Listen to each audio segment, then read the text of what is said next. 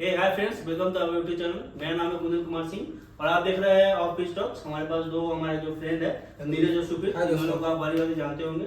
तो नीरज, आपसे मैं एक क्वेश्चन करना चाहूंगा। जैसे एक कल हमने प्रोडकास्ट किया था, उसमें उस प्रोडकास्ट में हमने जो दर्शकों को बताया था अपना प्लेइंग 11, वो प्लेइंग 11 आज जो इंडियन टीम जो अपना प्लेइंग 11 अनाउंस की है, उसमें कितना चेंजेस है, ये इसके बारे में आप हमें हमारे दर्शकों को बताएं। जरूर कुंदन, और दर्शकों को भी मैं बताना चाहूंगा कि हमने जो प्रिडिक्शन किया था वो काफी हद तक नहीं, मतलब 99% हद तक आप बोल सकते हैं कि सही था।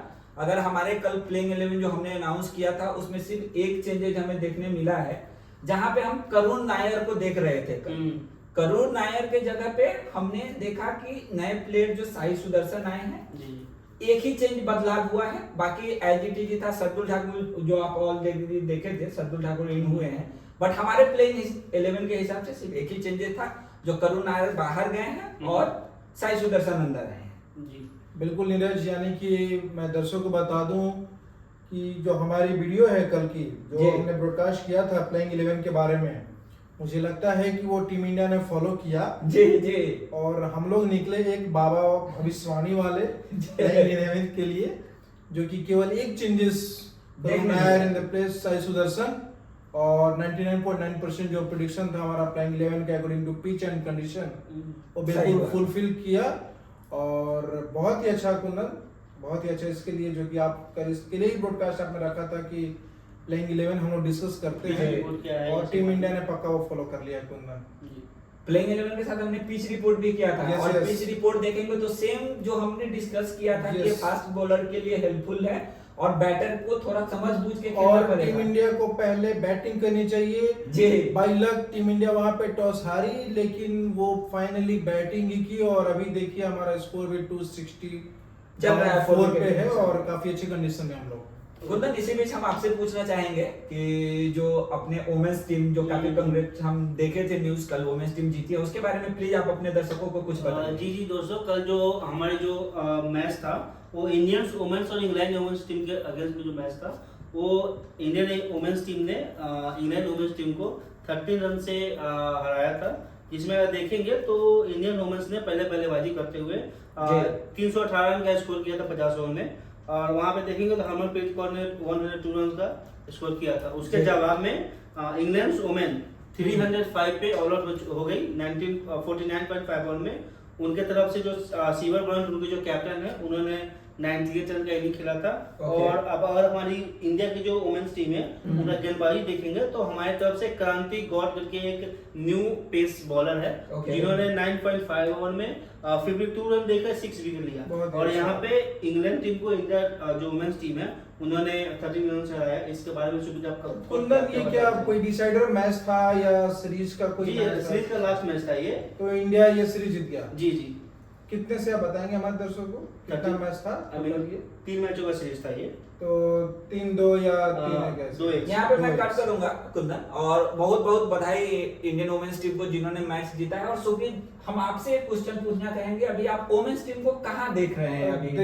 देखिए नीरज, बहुत ही आपने एक अच्छा क्वेश्चन किया मुझसे कि आप वुमेन्स टीम को कहाँ देख रहे हैं। जी जी। मैं अपने दर्शकों को बताऊं, जो वुमेन्स क्रिकेट है, लाइक मैं women's cricket in the sense आप बोलिए स्पोर्ट्स को, तो मैं काफी दिनों से फॉलो कर रहा हूँ। मुझे मतलब फॉलो करते हुए 10-15 साल हो गए। जब मैं स्टडी के टाइम से मैं वुमेन्स को फॉलो करता हूँ।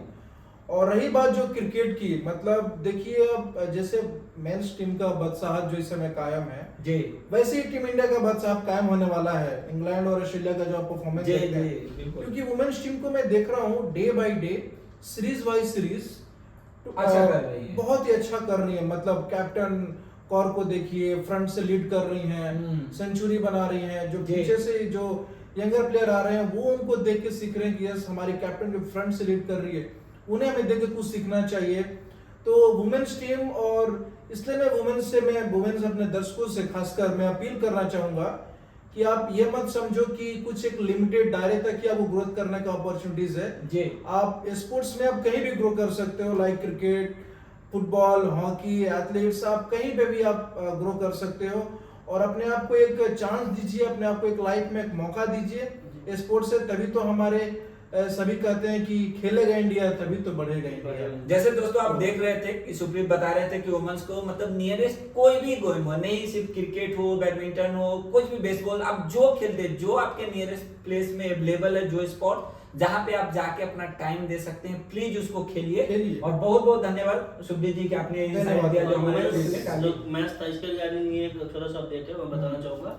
ये जो मैन ऑफ द मैच और मैन ऑफ द सीरीज दोनों वहां पे हरमनप्रीत को दिया है। और देखिए वही बता रहा था, कैप्टन फ्रंट से लीड कर रही है। जैसे हमने कहा है कुंदन कि हरमनप्रीत कौर को आप धोनी से कंपेयर कर सकते हैं। धोनी हमारे कैप्टन कूल थे और हरमनप्रीत कौर वुमेन्स टीम का कैप्टन कूल है। जी जी, वो भी 5 to 6 डाउन आते थे, ये भी 5 to 6 डाउन आते थे। जी आप दोनों को मैं रोकना चाहूंगा थोड़े समय के लिए, और आप दर्शकों को ये बताना चाहिए कि आज का जो मैच है वो स्टम्प हो चुका है। ओके, और आप देखेंगे तो इंडिया का स्कोर है 264 पर 4 83 ओवर में आज का मैच स्टम्प हो चुका है।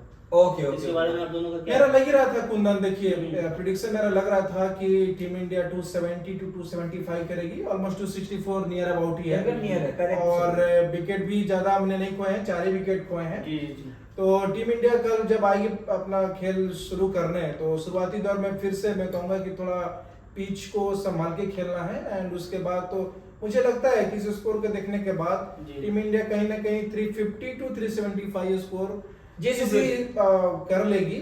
एंड द रेस्ट कुंदन, अभी देखिए मैं अपडेट देख रहा था कुछ समय पहले, ऋषभ पंत के बारे में अब जरा बताइए। मैं देख रहा हूँ काफी वो चोटिल हो चुके हैं, उनको पैरों में चोटिल लगी। जी यहाँ पे दर्शकों को ये बताना चाहेंगे कि ऋषभ पंत बैटिंग कर रहे थे, तो वहाँ पे क्या हुआ ना, क्रिस बॉक्स है बॉल थी, तो ऋषभ पंत का जो है टिपिकल ऋषभ पंत स्टाइल, वो बैठ के बॉल को आई मीन फाइन लेग की तरफ खेलने की कोशिश की थी। उनका बैलेंस जो है ना, बैलेंस मिसबैलेंस हो गया और वो गिर गए। उनके गिरने के बाद क्या हुआ ना, उनका जो पैर जो है ना मुड़ गया, और उनका जो नेल होता है ना, शूज में जो नेल लगा रहता है, वो शूज का नेल है ना, एक पैर से दूसरे पैर को हिट कर गया। तो इसके कारण ऋषभ पंत को देखेंगे तो वहां पे उनका जो पैर है ना पूरी तरह से, मैं थोड़ा रिप्ले में भी देख रहा था, मैं पूछूंगा आपसे, एक बॉल आकर उनको लगी है पैर के पास, तो क्या उस बॉल से भी उनको नुकसान हुई है क्या? जी बॉल से भी नुकसान हुई है, प्लस पैर का जो नेल है ना, कुछ क्या मतलब कुछ उनके बोन्स हुए वहां पे ब्रेकडाउन हुए वो होंगे तो या जस्ट अभी क्या हुआ है ना, अभी हर फिल्म जो अपडेट आई है, और ऋषभ पंत को चेकअप के लिए हॉस्पिटल लेके गया गया, जो पास में जो फिजियो होती है ना, और प्रशासन में जो हॉस्पिटल है, जो आई मीन ईसीबी के टाइप में होती है हॉस्पिटल। देखिए हम वही चाहेंगे कि ये इंजरी बड़ा इंजरी नहीं हो और जल्द से जल्द ऋषभ पंत फिट हो और हमारे साथ देखने मिले। कल के दिन में मैच खेलने आए और एक अच्छा स्कोर। कुंदन, इसी बीच में मैं आपसे एक क्वेश्चन करना चाहूंगा कि जो अभी रिसेंट हम तो करंट मैच के बारे में बात करेंगे ही, जिसके लिए हम बैठे हैं, और साथ में ही WCL जो चल रही थी, कुंदन इसके बारे में कुछ अपडेट आप बताना चाहेंगे दर्शकों को? WCL का आप दर्शकों को बताना चाहेंगे दोस्तों को कि WCL का मैच जो है ना, कल इंडिया और साउथ अफ्रीका 11 के बीच में खेला गया। I mean south Africa champions versus Indian champion के बीच में ये मैच खेला गया। इसमें साउथ अफ्रीका चैंपियन ने पहले बल्लेबाजी करते हुए 208 रन का टारगेट दिया था इंडियन चैंपियंस टीम को, और उसमें जो एबी डिविलियर्स है उन्होंने 63 रन की बेहतरीन बल्लेबाजी की। ऐसा जैसे कि मैंने वो मैच देखा था, मैच देखने से लग ही नहीं रहा था कि वहाँ पे जो एबी डिविलियर्स है वो रिटायरमेंट के बाद आ रहे हैं, रिटायरमेंट के बाद खेल रहे हैं, रिटायरमेंट के बाद जो लीजेंड क्रिकेट है वो खेल रहे हैं, लग ही नहीं रहा था। मतलब बूढ़े शेरों में भी नीरज काफी क्रिकेट मैच बचा हुआ है। सुबह जैसे मैं आपको बता दूं, एबीडीबी जब से वो क्रिकेट्स में आए हैं, उनके काफी सारे लोग हैं जो उनको फॉलो करते हैं, उनके बैटिंग से सीखे हैं। जैसे अपने सूर्य कुमार यादव को आप देखे होंगे, 360 नाम से एबीडीबी फेमस है, और अभी करंट में 360 नाम से आप सूर्य कुमार यादव को देख रहे हैं। तो एबी डिविलियर्स में है वो काबिलियत की वो एज, देखिए बहुत लोग कहते हैं age is just a number, ठीक है। एंडरसन को हमने देखा ही बॉलिंग, लाइक वो कितने समय लंबे समय तक वो मैच खेले, और टेस्ट सीरीज का भी नाम तेंदुलकर और एंडरसन ही है। तो सही आपने बोला कि एज जस्ट ए मैच, वो किसी भी क्षेत्र में हो, किसी भी क्षेत्र में हो, जस्ट एज इज जस्ट एक नंबर है। आप 40 की एज में भी आप मतलब 20 जैसा ये आप कर सकते जस्ट नंबर हमने इसलिए बोला ना कि अपने आप को अभी का जो टाइम है अपने आप को आप जितना फिट रख सकें। जितना जैसे आपने स्पोर्ट्स के बारे में थोड़ी देर पहले बात की वो मत पे मत सबको खेलना चाहिए। जी। तो मैं बताऊंगा कि अगर आप खेल रहे हैं अगर आप कंटिन्यूअसली अपने शरीर को फिट किसी रख रहे चीज में एंगेज रख रहे हैं तो आप फिट हैं। फिट हैं। तो फिट हैं तो आप खेलेंगे। कुंदन इसी बीच आप स्कोर बोर्ड जैसे जी, WC जी। का स्कोर और बोर्ड बता उसके दीजिए 200 के जवाब में जो इंडियन चैंपियंस है वो पूरी तरह से धाराशायी हो गई है। उन्होंने 111 पे 9 और यहाँ पे जो साउथ अफ्रीका चैंपियंस है उन्होंने इंडियन चैंपियंस को 88 रन से हरा दिया है, मार दे दिया है। और इंडिया का अगर देखेंगे तो स्टुअर्ट बिन्नी को छोड़ के स्टुअर्ट बिन्नी 37 रन में इनिंग खेला था। उसके बाद आप देखेंगे तो स्कोर का रकम आपको मोबाइल नंबर का डायल नंबर वही स्कोर 09776। आप देखेंगे तो रविंद्र धवन 2 रन, धवन 1, रायडू 0, यूसुफ पठान 5, चावला 9। इस तरह से कोई अच्छा किसी भी बल्लेबाज ने अच्छा नहीं किया। तो इंडिया अभी तक मेरे हिसाब से 2 मैच खेली, एक हार गई और एक बाइकआउट कर गई। ये एक पॉइंट जो है ना वो अबेंडन हो गया था मैच कैंसिल कर दिया था, पुट आउट हो चुका था पाकिस्तान वाला। हाँ, यहाँ पे देखेंगे अगर आप पॉइंट जरूर देखेंगे तो साउथ अफ्रीका सबसे ज्यादा मैच जीत के 2 में 2 4 स्थान पे 4 रन के साथ फर्स्ट स्थान पे है। और इंडिया यहाँ पे 2 में 1 हार के और अभी 6थे स्थान पे है, जो कि आप अब यहाँ पे से 3 मैच इंडिया का है, तीनों मैच जीतना पड़ेगा क्वालिफाई करना। जी।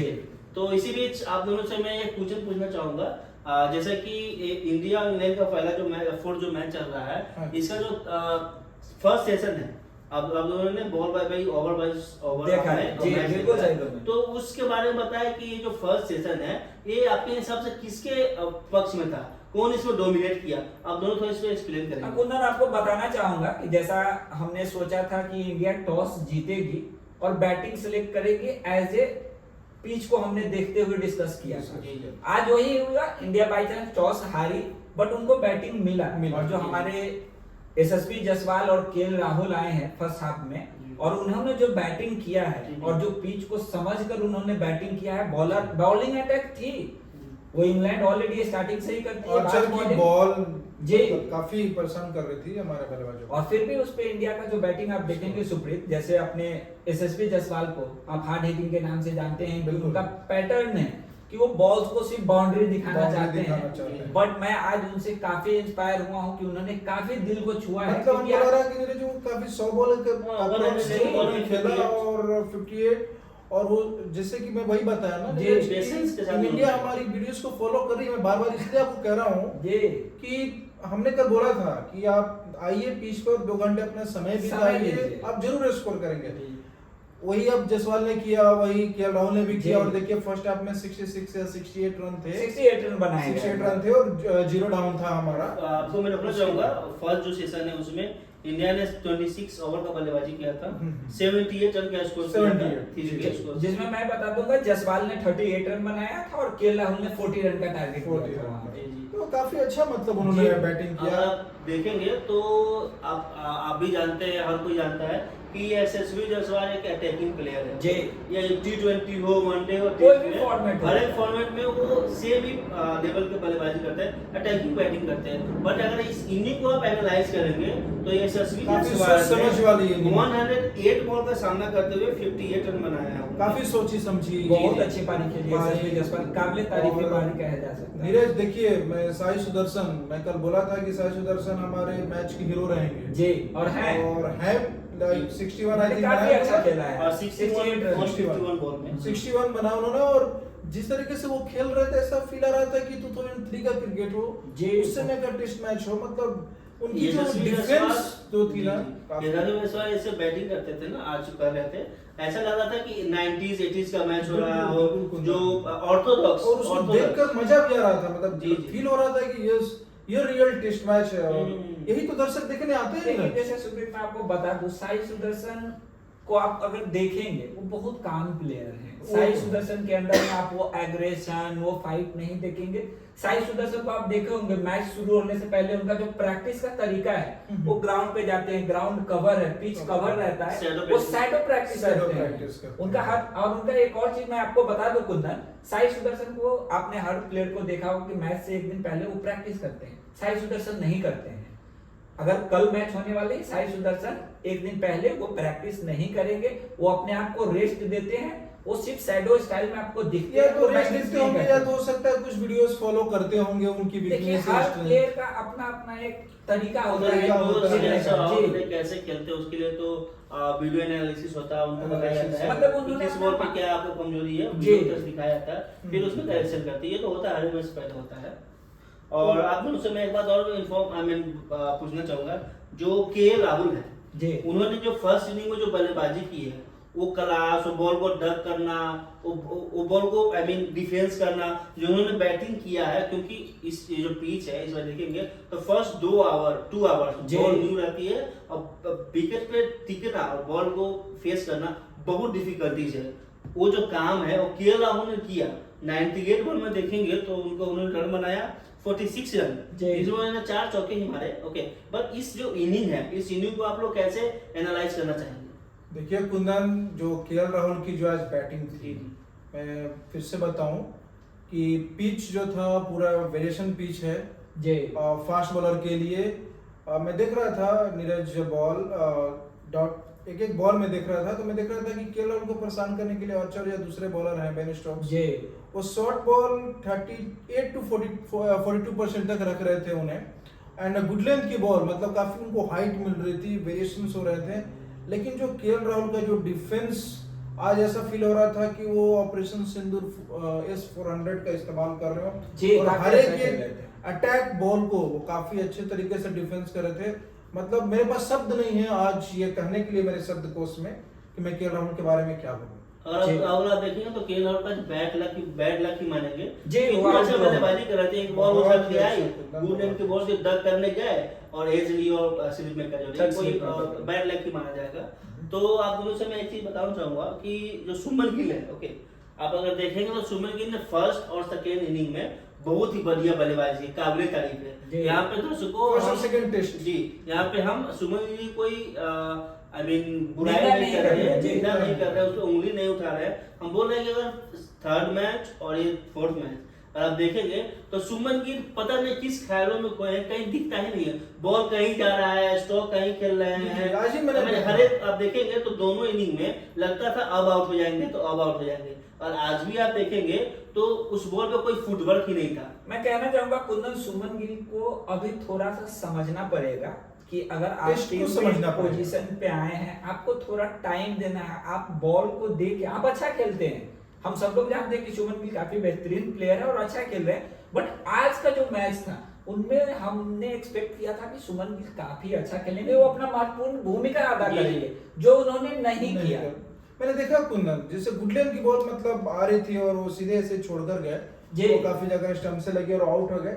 वो भी देख रहे होंगे, फॉलो करेंगे, और सुमन गिल एक बड़ा प्लेयर जी। है और वो जरूर अपने मिस्टेक्स को सुधारेंगे। और थर्ड स्टंप की बॉल थी, वो लीव करने बॉल गए थे, Yes, yes. उसी में अगर होता क्या है ना, जैसे कोई बॉल आप लीव करते हैं, आप स्टॉक नहीं खेल रहे हैं, स्टॉक कमिट नहीं कर रहे हैं, और आप बॉल को छोड़ भी देंगे, बॉल अगर पिच ऑफ साइड है, लेग साइड, कोई मैटर फर्क नहीं नहीं करता करता, है, सिर्फ विकेट आपका हिटिंग है तो आपको आउट दे दिया जाता है। अगर आप पैड पे भी वो बॉल नहीं लगती तो सुमन गिल की बॉल लाके स्टंप पे लगती। जी। तो मैं बताना चाहूंगा इस बॉल पे सुमन गिल का कोई फुटवर्क नहीं था, बैट कुछ से नहीं था। डिफेंस करना चाहिए था कहाँ उसको। खेल रहे थे, क्या सोच रहे सिंपल थे? वही कहेंगे कुंदन कि सुमन गिल उस बॉल को जज नहीं कर पाए कर पाए। हैं, इसी के रीजन से सुमन गिल ने अपना विकेट गवा दिया। बाद में वो भी काफी अफसोस कर रहे होंगे कि हमने किया क्या। बिल्कुल जी। लेकिन जब चिड़िया जी। चुग गई खेत, एक तो अब क्या कहावत है, तो अब पछताना। क्या पछताना अब हुआ। उनसे मैं एक राय चाहूँ कि एक्सीडेंट हुआ था, जो एक घटना हुई थी, फोर्थ जो मैच जी। थी उसके फोर्थ देख के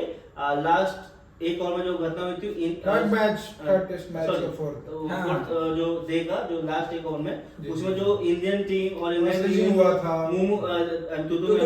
जी, जी। उसका असर तो नहीं दिख रहा है, इम्पैक्ट देखिए कुंदन, बिल्कुल क्योंकि वहां पे देखेंगे तो सुमन गिल बहुत ज्यादा एग्रेसिव हो गए थे, वो दौड़ के आए, उन्होंने बेन स्टोक्स को सामने आके कुछ वर्ड्स एक्सचेंज भी हुआ।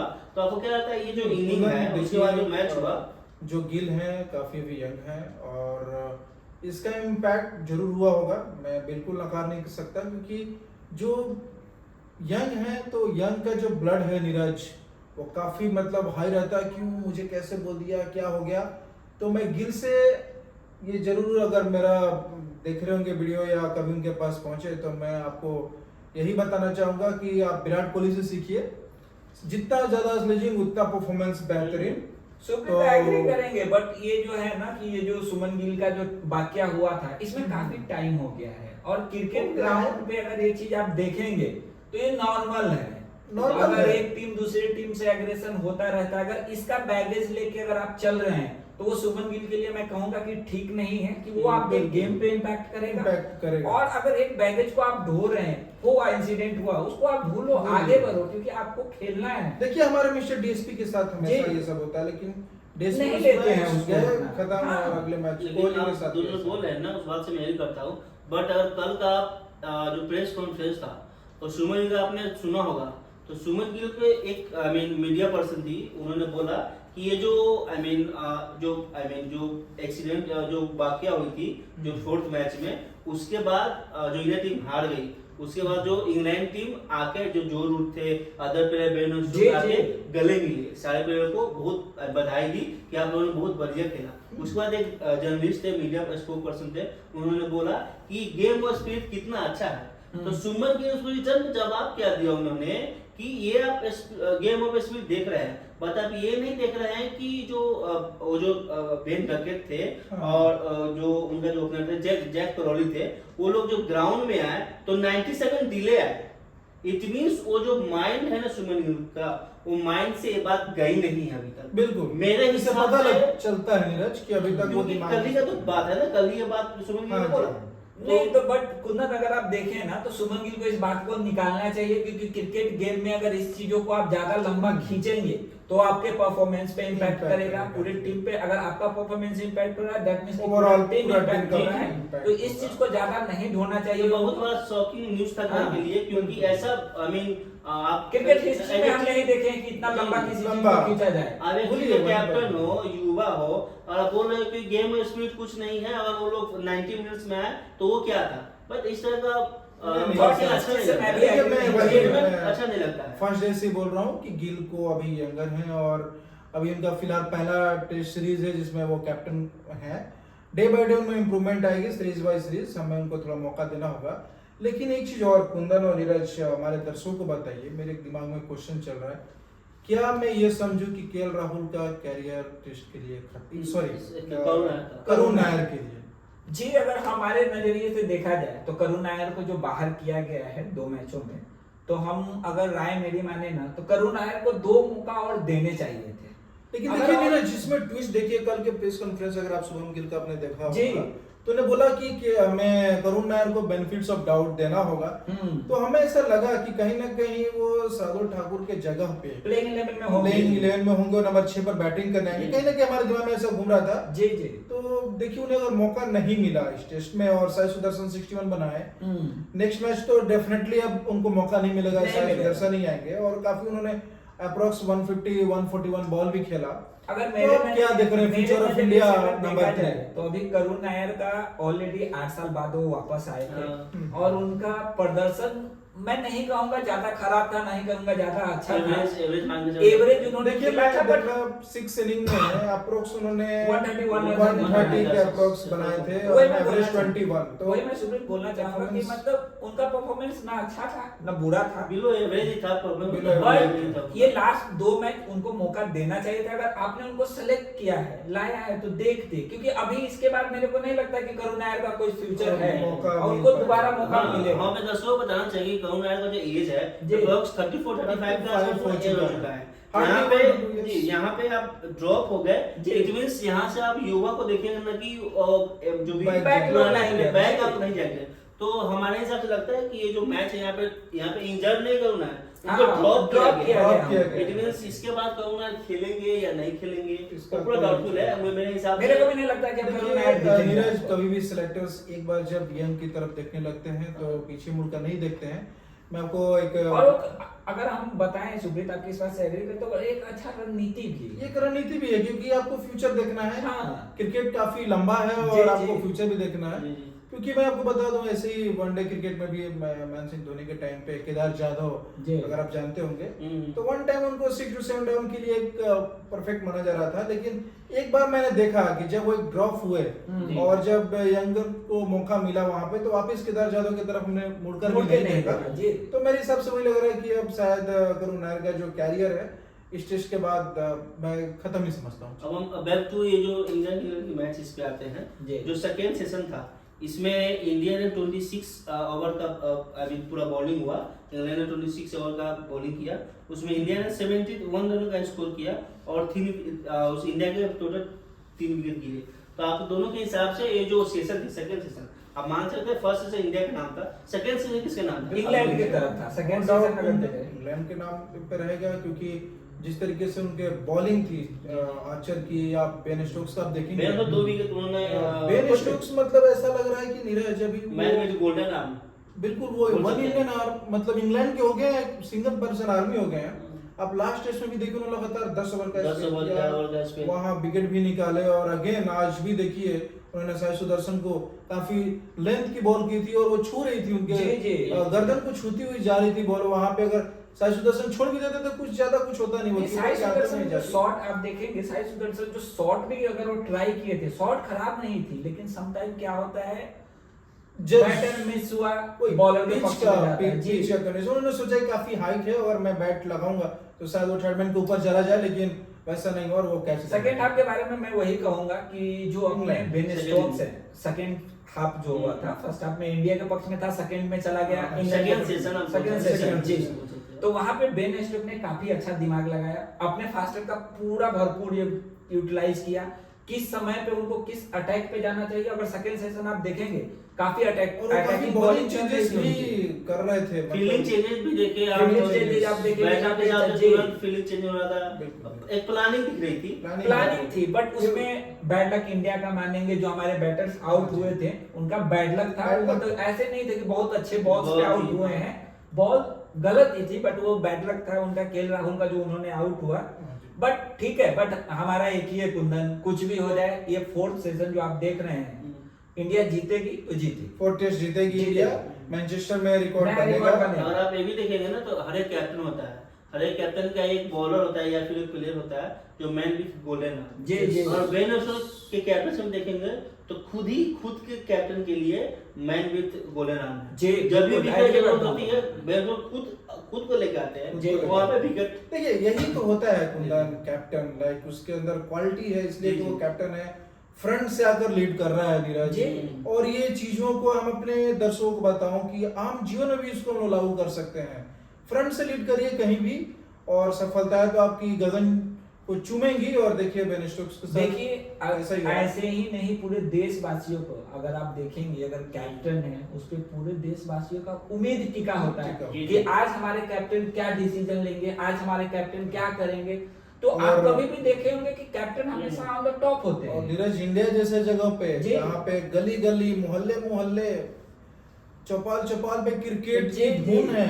बातें सोते होती हैं हैं जहाँ क्रिकेट भी के देखो। साथ खाते हैं क्रिकेट के साथ जगते हैं क्रिकेट के साथ और वहां आप एक गलत डिसीजन आप पूरे वर्ल्ड में आपकी पूरे- चर्चा हो जी, जाएगी जी। कि आपने ये गलती कर दिया। और ये जो अब मैं जो लास्ट सेशन था इंडिया का जो थर्ड सेशन था ठीक है बाद और स्टम्प से पहले का लास्ट सेशन जी। था उसमें पूरी जो बॉलिंग हुई थी 34 या 35 ओवर की बॉलिंग हुई जी। थी उसमें इंडिया ने 74 रन का स्कोर बनाया है, जी। बनाया और 1 विकेट के नुकसान पे।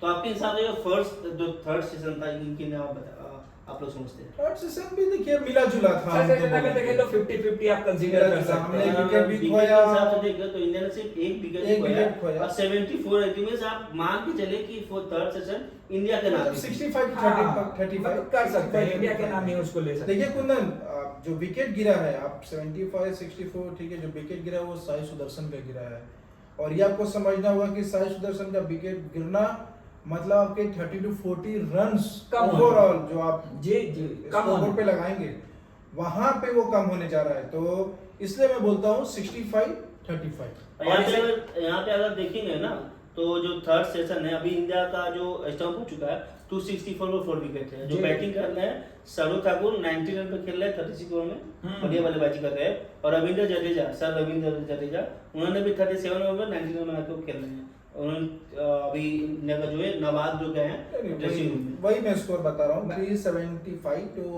350 के बीच में इंडिया स्कोर करेगी। जी, और मैं कंग्रेचुलेट करना चाहूंगा केएल राहुल का, जो उन्होंने अपना 1000 रन स्कोर कर लिया है इंग्लैंड में। हाँ। इंग्लैंड में 1000 रन टेस्ट क्रिकेट में उन्होंने बना लिया है। केएल राहुल जो है ना आउटसाइड इंडिया जो अदर कंट्री जी। है, जो फर्स्ट जो इंग्लैंड कंट्री है और एक वहाँ ही पर। कंट्री है जिसके खिलाफ उन्होंने 1000 रन का स्कोर किया स्कोर था, किया है। वो इंग्लैंड के खिलाफ किया, तो भी इंग्लैंड और साथ में एक बात और भी बता दूं कि अपने एसएसवी जसवाल है, उनका भी टेस्ट कैरियर में 1000 रन कंप्लीट हो गया है। जी, तो ये बहुत बेहतरीन बहुत ही बेहतरीन। और अभी देखिए नीरज, टीम इंडिया जो है वो काफी बेहतरीन दिख भी रही है थ्रू आउट द सीरीज। जी, बहुत अच्छा आप खेल रहे अगर हैं। तीनों टेस्ट मैच को अगर देखिएगा, एनालिसिस करिए, तो हम पहला टेस्ट मैच भी जीत रहे थे, जी, थर्ड टेस्ट में भी जीत रहे थे, सेकंड तो हमने जीता ही। आपको तो यहाँ पे रोकना performance चाहूंगा काफी अच्छा। और सॉरी दोस्तों, एक मिस इन्फॉर्मेशन के कारण आपको बताना चाहेंगे, जैसे आपने बताया कि केएल राहुल ने 1000 रन का स्कोर किया था, बट सॉरी और जो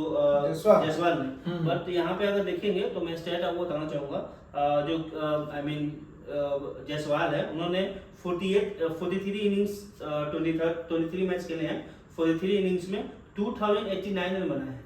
2089 आप वो जो स्टैट था मे बी ये हो सकता है जायसवाल ओवरसीज में 1000 Overseas, ओके ओके। ओवरसीज में हुए 1000 की कंप्लीट जी, किया जी, है, जी, और जी। ओवरऑल उनका जो रन है वो 2089 रन है। जी जी जी। काफी अच्छा स्कोर है और अच्छे प्लेयर हैं, वो लंबे अरसे घोड़े हैं। जी, और जाते काफी जाते दौड़े हैं। जाते जाते आप लोगों से कुछ प्रेडिक्शन मैं लेना चाहूंगा। बिल्कुल, आपको बिल्कुल। क्या लगता है, आप दोनों अपने हिसाब से, आप दोनों को क्या लगता है कि इंडिया इस पिच पे फर्स्ट इनिंग में कितना स्कोर करके खुद को सुरक्षित समझेगी, कितना स्कोर होना चाहिए? मेरे तरफ से अगर देखा जाए तो हम 380 to 400 इंडिया को देखना चाहेंगे, क्योंकि अगर इंडिया के पास स्कोर अच्छा रहेगा जी, जी। तो उनके बॉलिंग लाइनअप पे पास चांस रहेगा मैच को जीतने का, क्योंकि बैटिंग ऑर्डर ही ऐसी चीज है कि जो एक टारगेट देंगे तो बॉलिंग उस पे जी, जी। बचा पाएंगे वो लोग। सुबीर मेरा जी, भी यही है कुंदन, 375 तो मैं तो पहले कह रहा था कि 375 to 400, अगर इंडिया 375 तक भी कर देती है तो काफी फाइटिंग स्कोर होगा। अगर हमने शुरुआत में 3-4 विकेट निकाल लिए, जो रूट आउट कर दिया,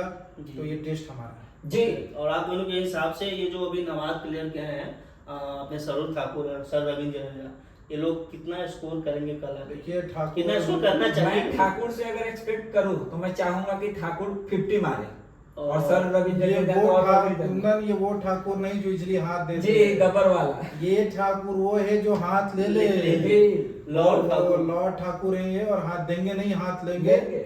और काफी अच्छा स्कोर करेगी। मैं चाहूंगा कि दोनों लोग 50 प्लस खेले, कि अपने टीम का स्कोर भी बढ़े और हमारा टीम एक अच्छे स्कोर क्योंकि अगर आप देखेंगे ना तो साई सुदर्शन भी आना बाकी है, अंशुल कंपोज भी आना बाकी है। Sorry Rishabh Pant, sorry, Rishabh Pant. ऋषभ पंत तो इधर हो गया, वो आएंगे नहीं तो बात की बात है, क्योंकि वाशिंगटन सुंदर के बारे में आप बोल रहे हैं। वाशिंगटन जी। सुंदर, वाशिंगटन सुंदर, सॉरी वाशिंगटन सुंदर और अंशुल कंपोज आना दोनों आना बाकी बाकी है। है। और ऋषभ पंत में भी आज नहीं तो कल तो आएंगे आएंगे, जी। जी। अभी तो चेकअप के लिए गया है, हमको टेस्ट किया वो जाएगा। भारतीयों का खून है जी, इतना जल्दी नहीं शांत होगा, वो खोलता रहेगा। आएंगे, कमबैक करेंगे फॉर तो श्योर। जाते जाते हम अपने दोस्तों को बताना चाहेंगे दोस्तों कि ये जो फोर्थ टेस्ट मैच हो रही है, इसके जो आई मीन थर्ड सेशन में ऋषभ पंत इंजर करते हैं, तो आप लोग ये दुआ कीजिए कि ऋषभ पंत जल्द से जल्द ठीक होके वापस आए और एज यूजुअल जैसे बैटिंग कर रहे हैं वैसे बैटिंग करे, क्योंकि ये होता है जैसे मान कि ऋषभ पंत एक की प्लेयर है, ओके, और ऋषभ पंत है बैटिंग का छोड़ दे, ऋषभ पंत जो बैटिंग में करते हैं वो कोई तेज Additional pressure बनता है सामने वाली टीम तेज पे। रन बना के देते हैं ना। जी, जी, बहुत अब fast बहुत खेलते हैं। तेज रन बना के देते हैं, प्लस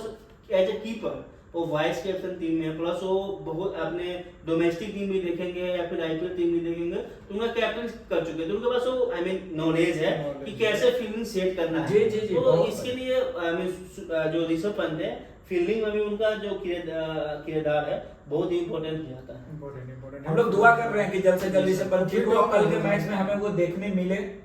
तो दोस्तों इसी के साथ आज का टॉक हम लोग यहीं पे समाप्त करते हैं। आप लोगों से रिक्वेस्ट है कि प्लीज आप लोग कमेंट बॉक्स में जाए और कमेंट करें कि आपके हिसाब से इंडिया को कितना स्कोर करना चाहिए, कितना टारगेट देना चाहिए इंग्लैंड को, ताकि हमारे जो बॉलर है उनको कुछ बॉलिंग करने में कुछ स्कोर रहे। तो दोस्तों इसी के साथ आज का तो हम खत्म करते हैं। आप प्लीज हमारे वीडियो को शेयर करें, सब्सक्राइब लाइक करें, करिए। कमेंट करें। इसी के साथ धन्यवाद दोस्तों, जय हिंद। जय हिंद दोस्तों। जय हिंद।